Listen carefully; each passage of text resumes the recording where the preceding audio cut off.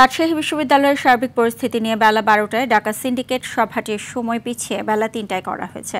এর আগে বিশ্ববিদ্যালয়ে পোষ্য কোটা পুনর্বহাল ইস্যুতে চলা আন্দোলনে উপাচার্য সহ কয়েকজন শিক্ষকের উপর হামলার প্রতিবাদ এবং জড়িতদের শাস্তির দাবিতে একদিন পূর্ণদিবস কর্মবিরতি পালন করছে শিক্ষক, কর্মকর্তা ও কর্মচারীরা। এর ফলে সকাল থেকেই একাডেমিক কার্যক্রম সহ ক্লাস এবং পরীক্ষা বন্ধ রয়েছে। দর্শক, রাজশাহী বিশ্ববিদ্যালয়ে ডাকা সিন্ডিকেট সভার বিষয়ে জানাতে সরাসরি যুক্ত হচ্ছেন সহকর্মী মুস্তাফিজ রকি। ক্যাম্পাসের সার্বিক পরিস্থিতি আমাদেরকে বিস্তারিত জানান এবং পোষ্য কোটা ইস্যুতে আন্দোলনের রাকসু নির্বাচনের খবরও আমাদেরকে বিস্তারিত জানাবেন। সুজনা, মূলত রাকসু নির্বাচন হবে কি হবে না এই প্রশ্নটি এখন বিশ্ববিদ্যালয়ের পুরো যে এলাকাটি রয়েছে সেখানে ঘুরপাক খাচ্ছে এবং যে আপনি জানেন যে আজ থেকে কিন্তু শিক্ষক, কর্মকর্তা, কর্মচারী যারা রয়েছেন তারা কিন্তু কর্মবিরতি পালন করছেন।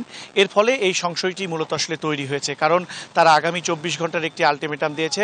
গতকালকে শিক্ষক কর্মকর্তাদের লাঞ্ছিত ঘটনায় যে সকল শিক্ষার্থী জড়িত রয়েছেন তারা দৃষ্টান্তমূলক শাস্তি তাদের দাবি জানিয়েছেন এবং এই দাবিটি যদি তাদের আসলে পূরণ না করা হয় তাহলে তারা অনির্দিষ্টকালের যেই কর্মবিরতি সেটিতে তারা যাবেন।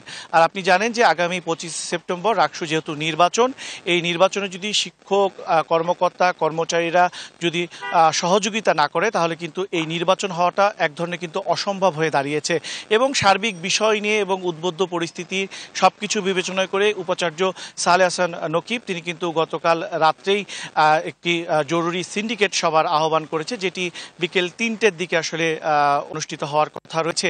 এবং আমরা কর্মকর্তা এবং কর্মচারীদের যারা রয়েছেন তারা কিন্তু এই শহীদ যে বুদ্ধিজীবী নিয়েছিলেন এবং তারা বিক্ষোভও করেছেন এবং তারা কিন্তু এখন যেহেতু দুপুরের সময়, এই কারণে তারা যে খাবারের যে বিরতি সেটিতে তারা গিয়েছেন এবং 3টার দিকে তারা এই সিন্ডিকেটের যেখানে অনুষ্ঠিত হবে সভাটি তার বাইরে কিন্তু তারা অবস্থান নেবেন। অন্যদিকে আমরা বেশ কিছু শিক্ষার্থীদের সাথে কথা বলেছি, তারা বলছেন যে পোষ্য কোটা যেটি স্থগিত করা হয়েছে সেই প্রজ্ঞাপনটি যদি আজকে সিন্ডিকেট সভায় সেটি যদি বাতিল না করা হয় তাহলে তাদের যে চলমান আন্দোলন সেটি তারা অব্যাহত রাখবেন এবং কঠোরতম আন্দোলনে কিন্তু তারা যাবেন। এবং তারা বলছেন রাকসু নির্বাচন যদি এই ইস্যুকে কেন্দ্র করে বানচাল করে দেওয়ার কোনো ষড়যন্ত্র হয় তাহলে সেটি তারা প্রতিহত করবেন এবং